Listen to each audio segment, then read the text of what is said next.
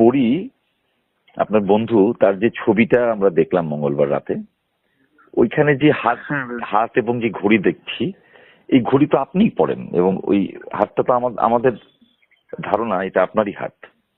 আপনি কি বলবেন? না ভাই, ব্যাপারটা হচ্ছে যে ঘড়ি একই ঘড়ি হইতে পারে। আর আমি অনেস্টলি স্পিকিং আমি এই বিষয়ে আর কি কোনো মন্তব্য করতে চাচ্ছি না, বাট যদি আপনি ঘড়ি নিয়ে কিছু বলতে চান সেক্ষেত্রে আমি বলবো যে এক কোম্পানি ঘড়ি তো আর একটা বানায় না। না, কোম্পানি ঘড়ি একটা বানায় না, কিন্তু ওই হাতটি আপনারই হাত। কারণ ঘড়ি দিয়ে, জামা দিয়ে, সবকিছু মিলিয়ে আমরা তো আপনার আরো ছবি দেখেছি।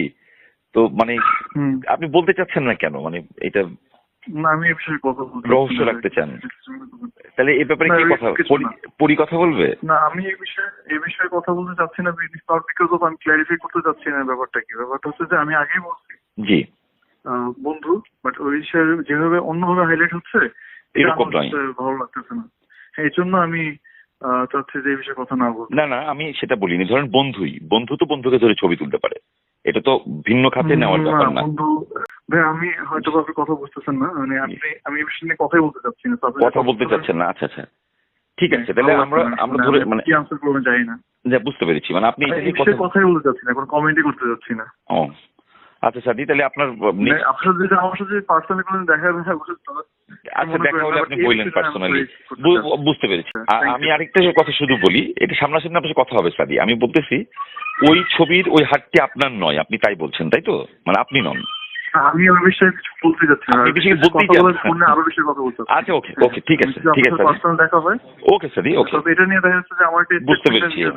আচ্ছা দেখা হবে, পার্সোনালি কথা বলবো। ঠিক আছে সাদি, ভালো থাকবেন। বা এরা এমন কেন? মানে প্রথম স্বীকার করতেই চাইবে না? কত ঢং, কত রং, কত কিছু দেখাবে, কত বাহানা দেখাবে। পরবর্তীতে ঠিকই হেসে হেসে বলবে, হ্যাঁ আমরা করছিলাম কিন্তু বলি নাই, গোপন রাখতে চেয়েছিলাম। মানে এত ঢং করার কি আছে? শেষমেশ তো সব বলেই ফেলবেন। এক সময় তো দেখবো আপনাদের এই গোপন রাখার সম্পর্ক বিভিন্ন শোতে গিয়ে কিচ্ছা কাহিনী বলার মতো বলতে থাকবেন প্রতিটা শোতে, প্রতিটি ইন্টারভিউতে। তাহলে এত প্রমাণ দেওয়ার পরও কেন অস্বীকার করেন আপনারা? পরিমণি আপা এর আগেও অনেকগুলো বিয়ে করেছেন, প্রেম করেছেন, তখনও সব কিছু গোপনে রেখেছেন, কিন্তু পরবর্তীতে হয় কখনো প্রেগনেন্ট অবস্থায় সামনে এসেছেন, তো আবার কখনো বিয়ে না করে বিয়ে করেছেন বলে সামনে এসেছেন। তো এবারও কি ওই রকমই কোনো প্ল্যান আছে কি না পরিমণি আপার? আল্লাহ ভালো জানেন। এত প্রমাণের পরও এসব নিয়ে অস্বীকার করা ন্যাকামি ছাড়া কিছুই নয়। পরিমণি না হয় মেয়ে, তাই ন্যাকামি করছে, কিন্তু শেখ সাদি তিনি কেন মানে রমজান মাসে মিথ্যা কথা বলা শুরু করছে?